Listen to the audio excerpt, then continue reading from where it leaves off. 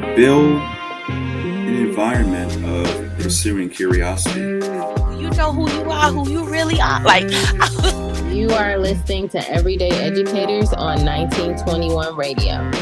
Everyday Educators, and we educate every day. Before we, get into the nitty and gritty of everything, you started school this week, right? Or not school, but this is like your first week off your summer schedule, right? Yes. Okay. How was that first week for you? It was fine as always. So it was good. That's it? That's all you got for me? I mean, I don't know. Let me think here. I mean, it was fine. Like, it's different. Each year is different. We have a big event coming up. Well, this will be dropped over the weekend, so by that time the event will be over. But we have a really big event that we do every year, so that presents its own challenges. It's just a busy week, and it's not hard, but it is an adjustment to get back into the rhythm of things when everybody is back on campus. So what is that first week like? I liken it to like your first week as a freshman, like when you go to college. It's like a busy week, but you're not in class. So what's that first week look like for you? There are PDs, so professional development stuff that we have to do. There is last minute enrollment things, or there are last minute enrollment things to complete for students that we may have taken later in the summer versus earlier in the school year or earlier in the enrollment season. There are a lot of meetings. Yeah, so I feel you. I was going to say I didn't mean to cut you off, but I did mean to cut you off because I was trying to find a good segue, but I'm still working at this. But you said something that I wanted to kind of start us off with and kind of touch on, right? I think that as I'm learning, a lot more educators operate outside of the classroom, but we don't always hear those voices, right? And I wanted to ask, just kind of 10,000 feet out, right? Not get granular. What does the summer look like for an admissions director at an independent school? What does your summer look like? What does that consist of? Because, for some people, they think school is closed, or they think y'all in the building, but y'all not doing nothing. But as I know, as you share with me many times, that y'all busy. So what does that look like? It looks like enrollments that come over the summer, or people that are interested over the summer. So if we have space, we're working with them. It is busy mainly because you got 2 months to plan an entire admissions and enrollment season. So that's not a lot of time to cover almost a year's worth of planning and material that you want to do for the next year. So anything that worked or didn't work during the school year, we review that. We put plans together for the new school year. Any implementation that we want to use as far as partnerships or other programs that we use to enhance our admissions and enrollment processes, we do that over summer. So that probably takes up the majority of the time, just trying to review for the previous year and then gear up for the next year. So on a busyness scale, right? I know it's not peak admission season, right? But because of the nature of the school, and I'm kind of peeking behind the curtain a little bit, I know that processes change, right? As opposed to like during the regular school year. So on a scale of 1 to 10, like how busy is your like average day during the summer? I would say like maybe like a 6 or a 7. It's not. I feel like during the school year, it's like over a 10. Yeah. But like over, and it also just depends. Like last summer was like just the busiest summer I had had in my career in doing this. It was just like, Talk about it, because that to- was year 2, right, for you? yeah, it was just a lot of stuff that I just hadn't experienced before, and so I last summer was really difficult and very, very. It was like almost felt like the school year, and as a result, like I didn't take time off. So the summer isn't super busy, and I also feel like you can plan a little bit because it's not full on admission season, so you're only working with a handful of people because there's not that many spots left. And the rest of it is like I said, like planning out the school year. So that doesn't always have to be done in the office. So sometimes there can be like some work from home days and stuff like that. So what would you say if you reflected, right? What is something that you took from last summer into this summer that like helped you prepare or navigate or just like deal with it better? I think probably like make time for being out a little bit, because I think like going through a summer like that and just like going right back into the school year, I paid for it. So I think that is what I learned. Like this summer, even though the summer was different, I do feel like I was a little bit more confident in prioritizing, like taking a break. Yeah, you definitely was outside this summer. We was outside. We went on my first international trip. You know, we were together. And I think that's important, right? Like, I think that particularly for those of us who are in education and don't get a summer, like that's the assumption. It's like, oh, you work with kids, like y'all don't do nothing all summer. When, like, I know for you, your summers are fairly busy, right? Like you said, scale of 1 to 10, it was a 6. But like for me, as somebody who like operates programs, the summer is when we humping. Like that is like our biggest, not biggest, but our busiest season. So on a scale of 1 to 10, my summers for the past like 6, 7 years have been like 12s.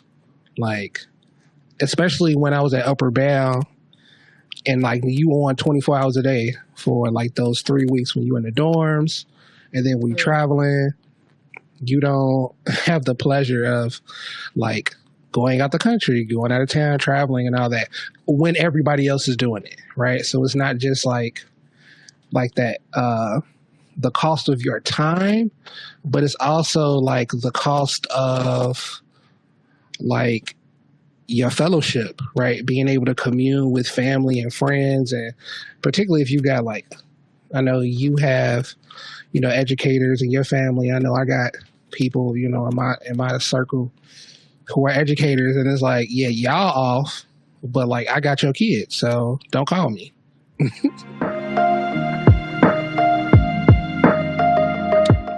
So let's start here, because we are now both dog parents, right?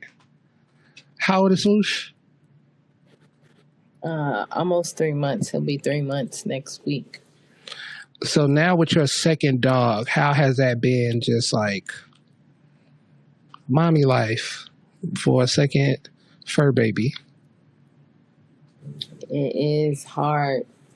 And I feel like probably things look different because when we got our first dog, I think we were just like super hyper aware.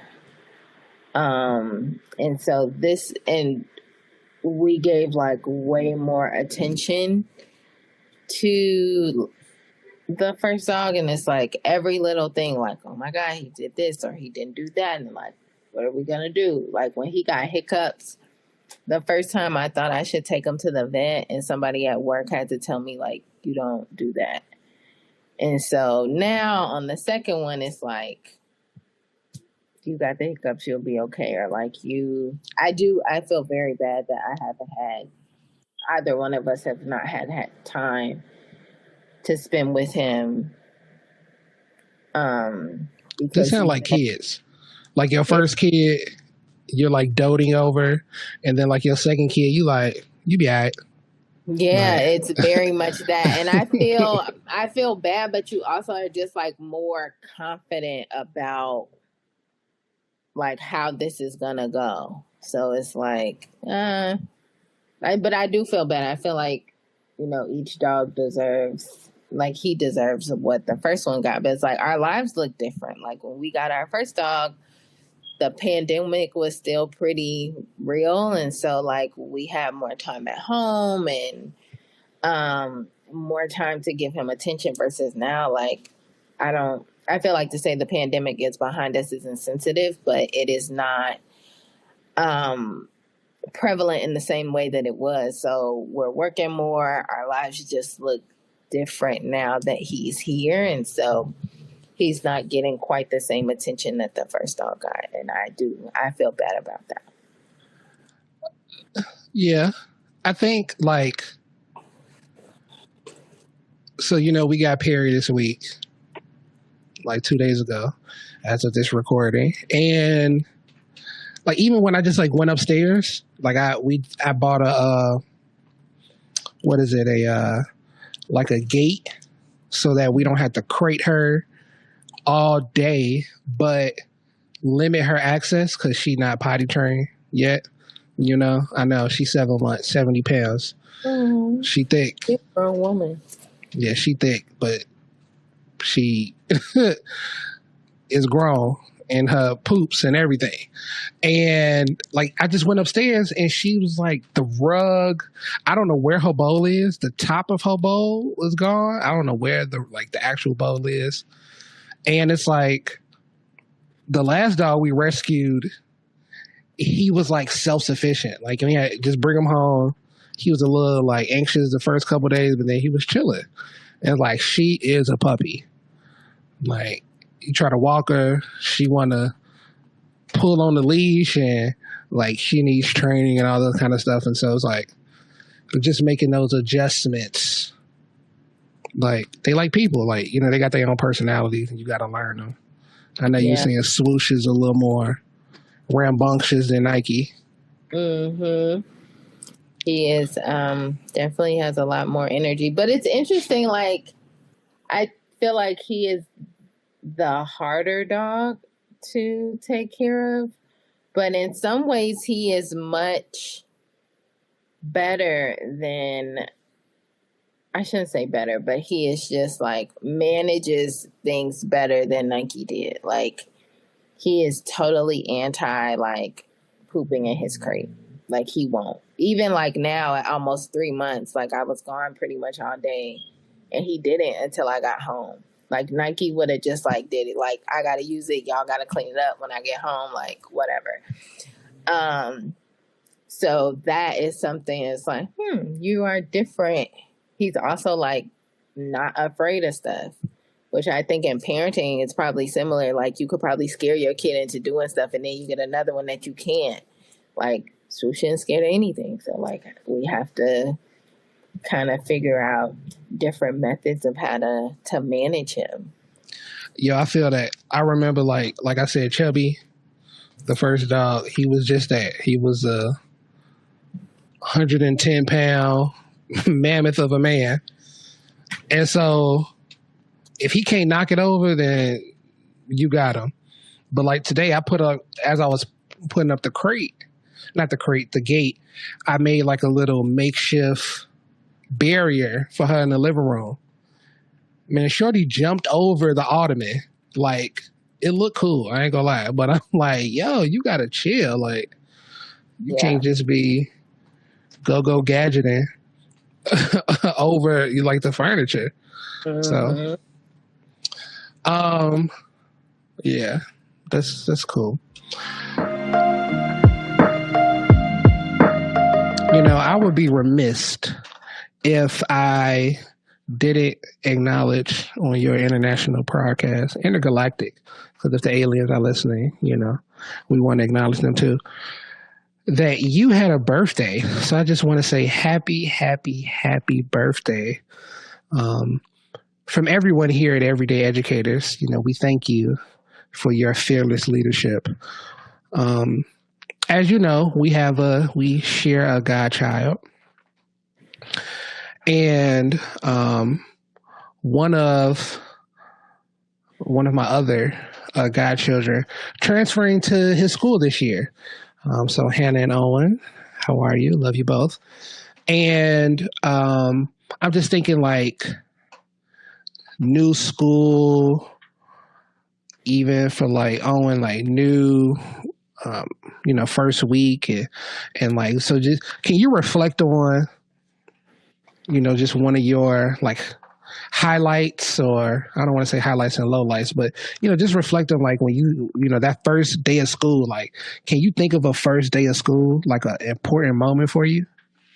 You want to know what's crazy? When I was driving to work today, I was thinking about how 20 years ago was the first, 20 years ago this month was like the first day of freshman year of high school. And I was like reflecting on Yo, that's crazy because I'm going to go there too. So go ahead about your first day of high school. that day, because obviously you're going to high school. And I remember like my mother and my grandmother like making me take a picture. And of course I was like, this is stupid. Like, I'm going to high school. Like, I don't have to take a first day of school picture. And we are not like a first day of school picture family. So that like even added to it, it's like, we don't even do this. Like, so why do I have to take a first day of school? But high school is different. You know that. I mean, now that I reflect on it, it's like, oh wow, like I was going to high school and then I went to an all girls Catholic school. Shout out if you are a Maria girl. And like the uniform and like standing there, and it was like pre-braces. I had glasses and braids, and it was just like, I don't know. I was thinking about that this morning. Like, dang, that's crazy. Like 20 years ago, started high school. And so when I asked you that question, my high school experience, my first day in high school also came to mind. I went to King College Prep. Shout out to my Jaguars out there. And I don't know. I don't know if like in my heart I always was saying the bad boy. More on that later. But like I just love like shiny stuff, you know? And so I had these black patent leather shoes with like a gold swoosh on it, and I just got them because they was Nike and they were shiny, and like that was it. And so like when I went to school, someone tapped me, was like, oh man, you got the new Jordans, like bro, them raw. And I'm like, oh, these are Jordans, because at the time like I ain't know what Jordans like were for real. I was like, oh, these are Jordans. And like I went home, I was like, I need all Jordans, because like, you know, one thing that Nate and I share is like, you know, we sneakerheads, even though Chicago we call them gym shoes, but like, you know, we both into J's. And so like this is what started it. And I was like, yo, like you know, the thousands of dollars I spent on Jordans has come from that pivotal moment. But on the other end of the spectrum, I remember like I'm going to high school and I'm like, oh, I'm going to reinvent myself, right? You know the story. I'm going to reinvent myself. And so Samuel L. Jackson is one of my metaphorical fathers. And I remember watching Shaft, and Jeffrey Wright's character name was Peoples. And for some reason, I thought that was just like the illest name ever, right? And so when I got to high school, I'm like, all right, y'all. When people were like, so what's your name? I'm like, my name Peoples. That is terrible. That's really brilliant. But so the school that I went to, like when I got there, they had like recently like reopened it, like they revamped the school. So it was only freshmen and sophomores. And like everybody from my grammar school went to that school. So some girl in the back was like, boy, your name ain't Peoples, your name is Jeremy. Just burst my little bubble, man. I was gonna say, you didn't think about the proximity? I was 14.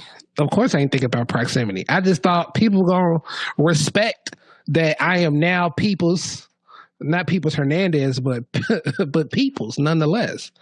And then, it didn't last long, but it was one girl, and it was Ariel. Shout out to you, Ariel.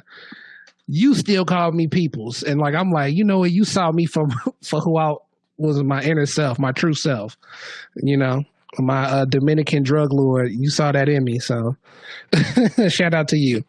But on that note, right, like we have had educators, teachers, principals, just to come in and out of our lives in various capacities. And like, I'm not going to let you cheat and pick your mother because you can't. But like, what, like just name, like talk to me about like some of your favorite teachers. Like, just shout them out. I am very lucky to have had so many. I realized recently that I'm lucky to have had a lot of Black teachers, which I did not realize how big of a deal that was. Or not that how big of a deal it was, but how like few Black teachers other people have had. I think when I totaled it up, I was like over 10. And that was like 1st through 8th grade. And so I didn't know that that was a thing, but I will go with Lou Bradley, who was my 5th grade teacher. She was my homeroom teacher. She also taught language arts. And I remember I love to read. Most people who know me know that. And I remember being in her class and she taught us something called speaking to the text. And it sounded dumb. It's like, why would you talk to a book? But ultimately what she was teaching us was like digesting a text. You don't just read the words off of the paper. You, like whatever thoughts you have in your brain as you are reading, you write them down. And so I remember her, like, you read 2 paragraphs and then you had to come up with 2 things to like talk to the text. So like whether it be a question or a statement or something that you notice, like you had to do that. And that was, I think about that now and like how pivotal that was and how much of a big deal that was, that I was learning that at 10 years old. But also something that has like, I've kept and I've carried with me, throughout my life. Now, granted, there were times where I was like too lazy to do it because I didn't want to, but even like in high school and in college, like that was the first time I was introduced to it and I kept it and it has served me well. It's made me a better reader, a better thinker. Comprehender isn't a word, but I feel like my comprehension skills are pretty good. A better writer, a better presenter. So shout out to Lou Bradley for teaching me that. Shout out to Dr. Lou Bradley. I don't know if you're a real doctor, but we just gonna elevate you to that, terminal degree status right now. because you spoke about reading, I'm gonna take a different position because there was so many teachers. I'm grateful for all my teachers at Pershing Elementary, John J. Pershing Magnet School. Um, but in my heart of hearts, I'm a scientist. As you know, I went to school for marine biology. Like, I love science, and I just think about Mr. Schwartz, who was our science teacher from kindergarten to eighth grade. To just like make me an explorer, right? Like, it was just like the most tangible experience with education. Like, now you could touch it, you could test it. Like, you didn't just have to accept what he said. Like, nah, try it, follow the directions, try it. You see, one of my crowning achievements was winning. I went all the way to regionals in a science fair my seventh grade year. Does viscosity affect the temperature of a liquid? And like, I won in my class, I won in the school. I was just like, I thought I was popping big stuff then, and so, like, man, shout out to you. And then, this man is a major reason why we here. Dr. Kelly Harris. He presented like African American studies in a way that I had never like engaged with before. And it wasn't just history, but it was just like, he made the diaspora like global, but he also made it like omnipresent, right? Like, it was not just the past, but like, you learn this so that you're creating Black history right now, and like, and you study it intimately so that you are writing it intentionally. And so, a large part of just like my prism, like my filter through which like I view the world, because he like came in at like a critical point, in my like education path. So, shout out to those teachers and all the ones that we haven't got to yet that, this is not the last time we're going to shout out some teachers, but yeah, those two were really, really good. So I got two actual factuals that I want us to kind of talk about today. The first one's coming from The Dig, which is a Howard University publication. Shout out to the Bices out there. I'm not going to hate on y'all. As you know, May 2021, Miss Phylicia Rashad was appointed as the Dean of the Chadwick Boseman College of Fine Arts. It wasn't named that at the time. It has renamed since Brother Chadwick has passed away. Rest in peace. But she was their first chair of the Fine Arts Department, right? And she is now stepping down. So this school year, 23-24, would be her last year. Reading this from Yahoo News. During Dean Rashad's tenure, contributions to fine arts programming at Howard have increased significantly, anchored by a $5.4 million gift from Netflix to establish the now named Chadwick A. Boseman Memorial Scholarship. I just wanted you to speak to like people of influence, whether they're celebrities or otherwise, like leveraging their power to build up our institutions. You think that's important? What you think? I always feel like it's important, and I always feel like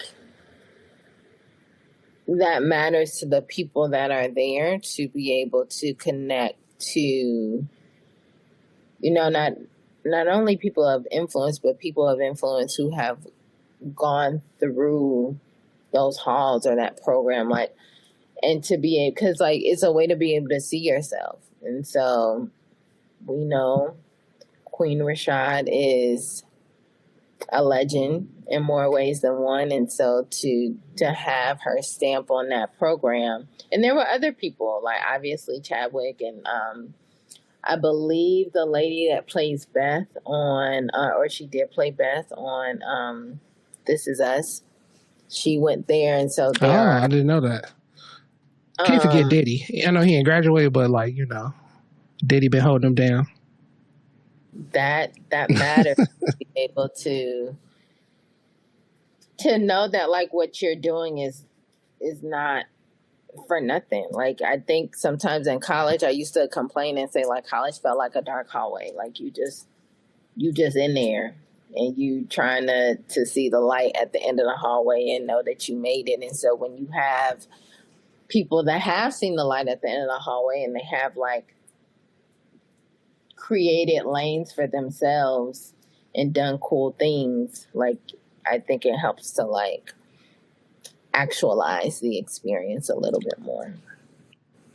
Did Nick Cannon graduate? I know this is random, but did he graduate? I don't know. I can't speak to Nick Cannon's educational experience. It's very formal. No, he was at Howard though for a minute. I don't know if he graduated or not, but that had nothing to do with the topic. But I agree. I think that if you look at like the totality of the story, like her being an alum of the institution, them reestablishing the fine arts as its own independent college, and like her serving as not just the dean, but like a figurehead of like, this is what Howard Fine Arts means. I also think of like how that has a ripple effect throughout other institutions. Like specifically, we're talking about HBCUs. Like if there's value in doing fine arts at Howard and like it's a super competitive program and like I can't get into Howard, but I might be able to get in like Morgan State, right? I might be able to get in the University of Maryland Eastern Shore, which is like an earshot away from Howard, you know, and of course you can come to Hampton, you know, we're gonna hold you down. But when you look at like, oh, there's value in these type of institutions at HBCUs, at PWIs, even at like Division II schools, like it's just not like the top premier programs that you can get a quality education and experience. So, you know, we thank you, Dean Rashad, for exemplifying like what Chadwick Boseman, like how he lived his life, you know, like as we all know, like the end of his life, he did all these roles and he was like super sick, but he was still like producing like amazing films. And like, that just speaks to his resilience, but also like just the prep work that he got at Howard, you know, just like how they like, bro, you gotta tough it out. Right. So, that was good. That was good. Now we're going to go to our second story for the week. Our second actual factual. Should be an interesting topic. So according to the National Center for Education Statistics, 13-year-olds' reading scores are down 4 points. And math scores are down 9 points. And this is between 2020 to 2023. You kind of spoke to this earlier, like just the lingering impacts of COVID, right? That's not what this topic is about, but I do think that it is imperative to mention it here during this, you know, point. Like these are the COVID years that we're talking about, right? And so the reading scores went down from 260 to 256, and the math scores went down from 280 to 291. I'm going to do a hard pivot. Would you like a 4-day work week, Nay? And if you did have a 4-day work week, like permanently, like how would that impact like your effectiveness at work, like doing your job? I would like a 4-day work week. I think I worked a job where over summer it was at a school, and we did 4-day work weeks over the summer, but it was a 10-hour, like you worked 8 to 6. Monday through Thursday. And I remember some people like that, some people didn't. They didn't want to be at work 10 hours. They'd rather come in on Friday. I wouldn't mind it. I don't think it would impact my effectiveness because I don't have to go into the office on a Friday or a Monday doesn't mean that I'm not going to work. So I can't imagine that it would sway me one way or the other, but I think it's cool. Yeah. Being like on this side, not on this side, but on the side of like the education spectrum, where my work weeks, if I don't have a active program, is mad fluid, right? There's some days that I'm like super packed with meetings and other days that I'm meeting free and have like a de facto day off, you know? Mm-hmm. At least I'm not like external facing during those times. But to be honest, I don't know if it would be functional to only work 4 days a week, like in perpetuity, like if that was the standard. I think like when it is as nebulous as the work that I do, like you can't just not answer an email for 72 hours. Like that's just not sustainable. You know what I mean? So that brings us to our second story, right? So we start off talking about the test scores because I think that is like the prism through which like I want to view this story. So according to CBS News, school districts across the country are moving to a 4-day work week. In Independence, Missouri, schools will add 35 minutes to each day to account for that missed instruction time. So kind of like what you were saying, like your summer schedule is like. And I quote, for parents who need childcare on Mondays, because they'll have Mondays off, the district will offer childcare for $30 a day. So I can imagine what impact that would have on, fixed income families, right? And so districts are using this strategy to attract teachers due to the teacher shortage, particularly in rural areas. So I just wanted to get your thoughts. Like, is this the most effective way to get like teachers in the classroom, get more teachers in the classroom? Is to, 4 days work week? That's hard to say. I am always appreciative of an effort. So I can commend them for trying to figure out what can work or what should work and trying to alleviate the teacher shortage because it's real. Like they got 60, 70 kids in a class in some places. They got classrooms where kids are sitting on the floor because the class itself only can hold so many desks. And so kids are breaking their necks to get to certain classes so they can have a seat versus sitting on the floor. And so I can appreciate trying and figuring out like what can work, like I said earlier. And I'm not a person that I won't hold that against them. It's not like, oh my God, you did this and it didn't work and like the school system's terrible. It's like, if you try it and it don't work, like I would hope that they would go back to the drawing board and try to figure out something else like that. Now, granted, it doesn't sound like a perfect plan, but I can certainly respect the effort.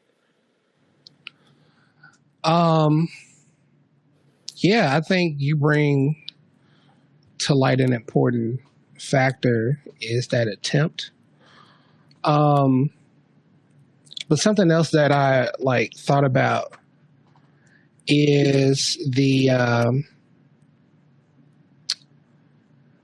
something else that I thought about, just reflecting over this article, is somebody said, why don't you just pay them more, right? And I think that like how schools and institutions are funded is like one issue, right? And a separate issue at that. But also I think that like throwing money like in the short term, is it sustainable? Like think about what happened to like traveling nurses, right? Everybody went to traveling nurses over COVID because they were getting an exuberant amount of money. And like I know kids who like saw whomever they know in the community like making bank as a traveling nurse. It was like, oh, I want to be a traveling nurse because like I see how they living. But when the market self-corrects, right, then it's like, well, you're not getting that salary. And those people who were like living their life off that salary like had to do some major readjustments. But yeah, I think it kind of brings into like a bigger question, like how do you get, young people, how do you get new young 18-year-olds going to college, like how do you get them into the classroom, right?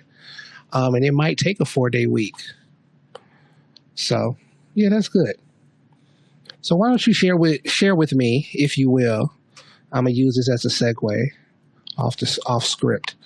Like, what drove you into education? Because like you weren't in comms, and don't tell me it was your mama finally made you. Like, what made you take up that ministry? Really, I needed a job. I had gotten laid off in a pretty tragic way. I won't say the company, but it was a pretty big company, and they walked in one day and they were like, y'all are done. Thanks. And I learned how quickly you could be dismissed and at a job. And luckily, I mean, I was young. I lived at home. Like the stakes for my life weren't high. But I think about other people who did. Like, my life looks very different now. If that happened to me now, like, I would be devastated in a much more real way because I have a lot more responsibility versus, like, 7 or 8 years ago when this happened to me. Like, then my pride was hurt and I was sad and it just sucked. But I remember. I think about it. It was just like very eye-opening to see like, oh, I could be here one day and like literally gone the next, and there's nothing, nobody cares, nobody like it's just not a thing. And so I needed a job, and there was a principal that I knew. It was just like, look, I got a job opening here. They call them marketing enrollment managers. So it's like, I have this position open. It's probably not what you're used to, but if you want it, you can have it. And I was like, all right, I'll take it.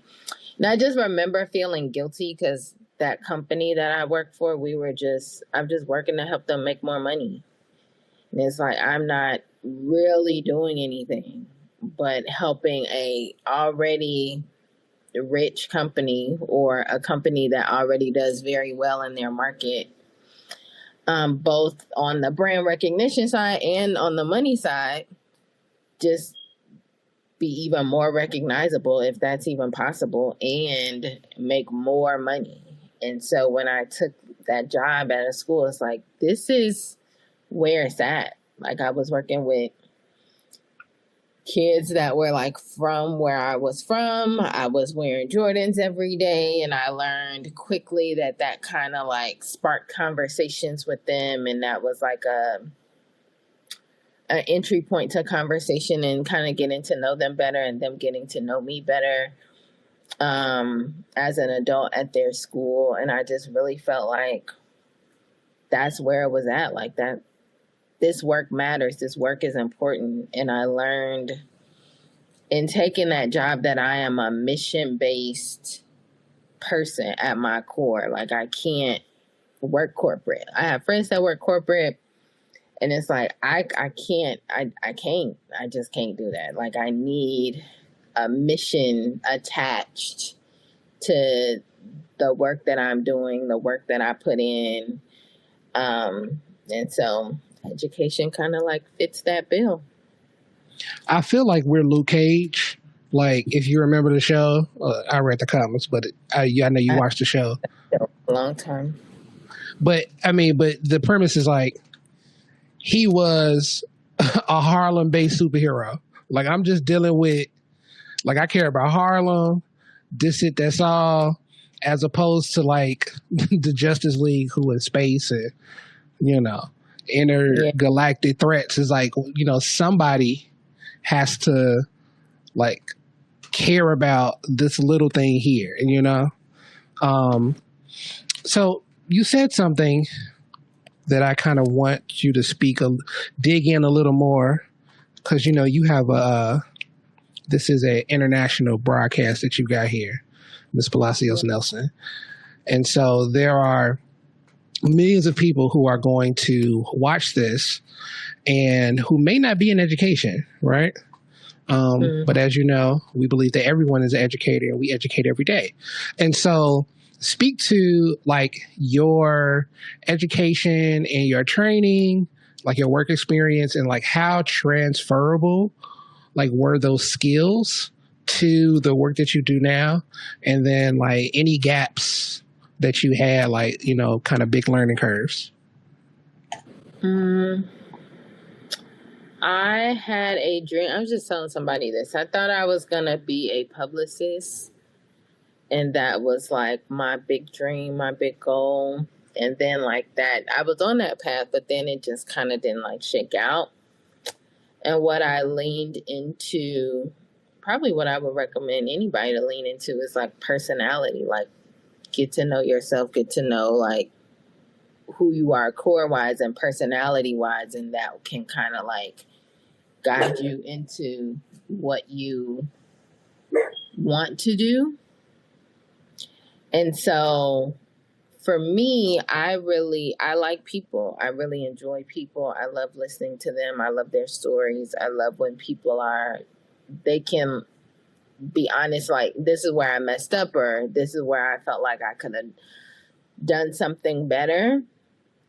And so that is why I thought I would be a good publicist, and why I wanted to be a publicist. I wanted to work with people and all that jazz. And then I found another line of work that was similar. When I talk about personality, I still had the same opportunities personality-wise that I felt like fit me, but just in the education world.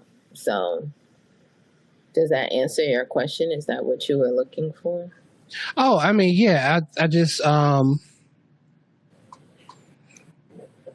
do a lot of work with like non-traditional folks.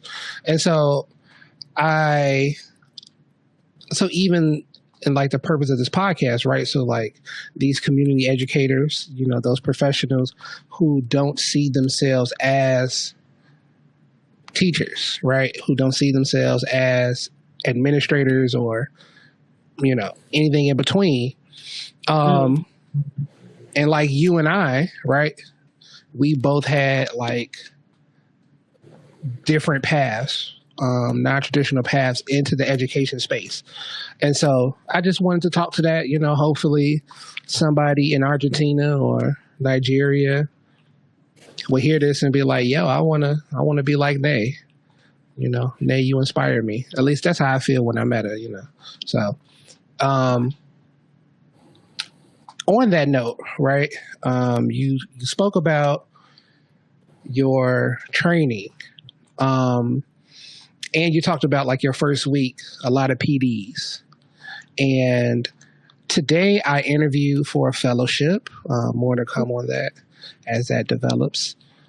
But I wanted to ask you, like, what is the importance of professional development for educators, and like specifically those who aren't classroom educators? Like, I remember like you sharing like the conference that you went to a while back, and just like that, those types of experiences that you hadn't had before. Like, if you could just talk to like some highlights, some lowlights.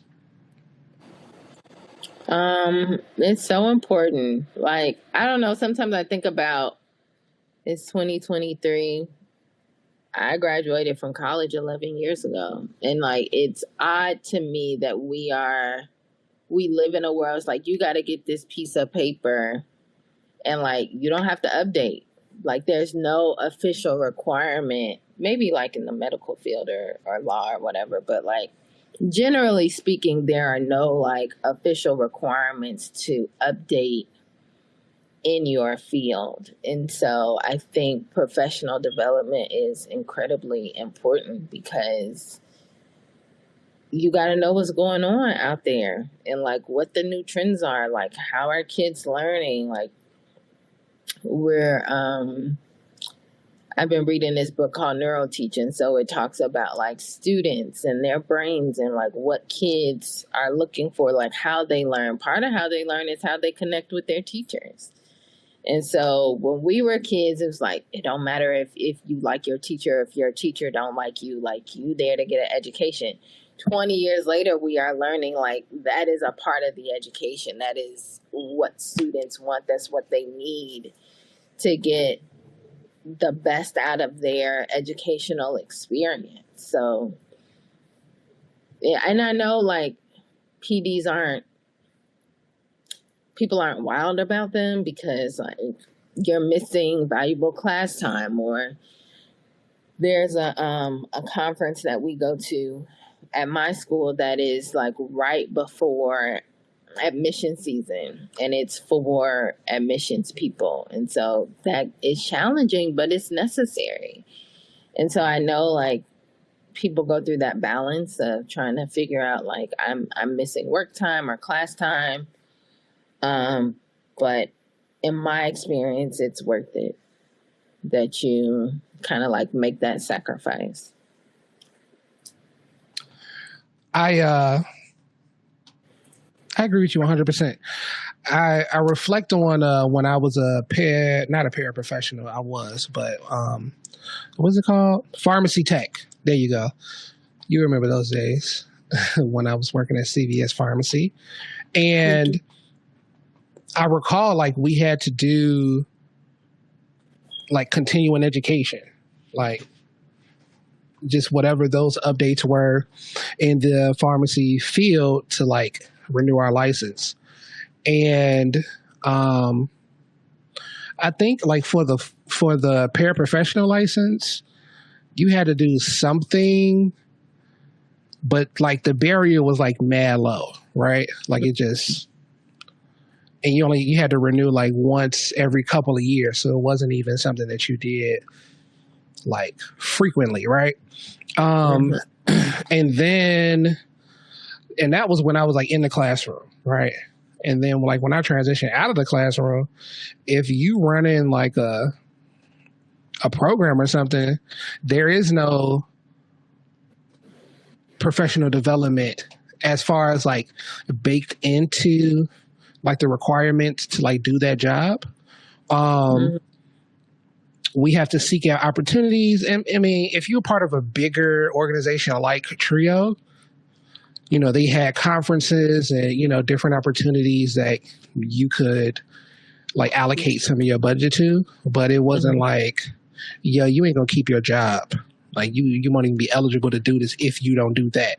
And so I think that really like impacts the quality of education like our students get, whether you are like, you aren't student facing in the same way as a teacher is, right? Of course, you're there, you're the first face that greets them. But like after that, they're like off doing their thing. But still, if you don't have that professional development, like you will be very underprepared, right? Especially at like some of the things that we're speaking to, like if a kid just came from one of these districts that only have 4-day work weeks, and now they're coming to your school and they got to go to school every day, and like that is a bigger learning curve. Like you as an admissions director, like what are you doing to like equip that family for that transition, right? Just to use that example. So yeah. So to close us out, right, we're going to go to our book club. So, Nay, I know that you were reading a book last week. I didn't finish. You did I was, but I have not. Well, you know what? Just the people who are listening, just listen to the next episode before this one, so that it should be done by then. So I will talk about two books that I have not finished, but I started. One is Black Liberation Theology by James Cone. It is a, diasporic Pan-African perspective on theology. So it's not just like biblical studies, but like your framework in which like you engage with, your higher power, your creator, in this one it is the Christian God. And it is interesting because this is the second time that I read this book. And when I read it first, I was like 18, 19 years old. And so now, like over 10 years later, I'm just a little more critical of like the things that he's saying. And I just have like my own, beliefs. And so that's like the cool thing of like rereading stuff, because you like engage with the text, like what you were just talking, like you engage the text from a different vantage point, right? Mm-hmm. And I'm also reading Managing Up. It is a book that was suggested by a good friend of ours, Craig, who will be on the show soon. And it is like not. I don't want to just limit it to self-help, but it is like essays on like different perspectives on management, right? Self-management, managing up and down and across. And so far, it's been good. You got some gems. I'm just kind of getting into it. So when I finish, I'll have like a deeper dive on the text. But like that is our book club for the week. I'll get that. I will get the author of Managing Up. I don't have it right in front of me. But yeah, y'all. So I just want to say thank you for listening to us this week from wherever you are, coming to us wherever we are.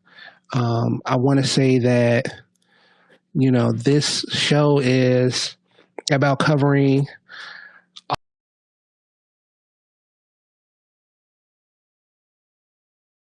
and so like, I'm not saying that we're experts, but we do study it, intensely, intimately, and intentionally. And that's to inspire you, those community educators, classroom educators, and at-home educators, and whatever combination of the three that you might find yourself in. We really want you to know that everyone is an educator, and we educate every day. So please take some time out. Hit us up if you have questions, comments, concerns, or if you want to talk to us. Email us at Email us at educateeveryday.com, because everydayeducator.com was taken. So email us at info@educateeveryday.com. You can also find us on IG at Everyday Educators, on at the Spill app on Educate Every Day.